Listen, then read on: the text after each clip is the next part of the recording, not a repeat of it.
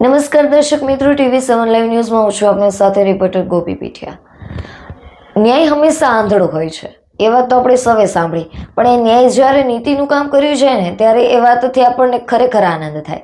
કારણ કે જનતા તો ત્યારે બધી બાજુથી હારી ચૂકી છે। ક્યાંય પણ તેને કોઈ પણ રીતનું ચોક્કસ કાર્ય થયું હોય તેવું ક્યાંય પણ ચુકાદો હજુ સુધી મળ્યો નથી। ક્યાંય પણથી તે સંતોષ થાય તેવા કાર્યો ક્યારેય કરવામાં આવ્યા નથી, પરંતુ એક કાર્ય આપણી સામે એવું પણ આવ્યું છે કે જેણે ખરેખર જનતાને સંતુષ્ટ કર્યો છે।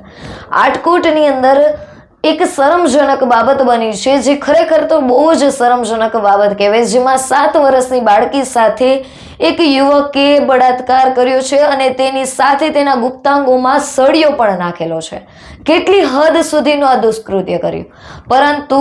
ખરેખર આટકોટની કોર્ટે તેના ઉપર કાયદેસર કાર્યવાહી કરી છે અને 33 દિવસની અંદર તે વ્યક્તિને સજા ફટકારવામાં આવી છે અને આજ રોજ તેને ચુકાદો આપવામાં આવ્યો છે અને ચુકાદો આપવાની સાથે તેને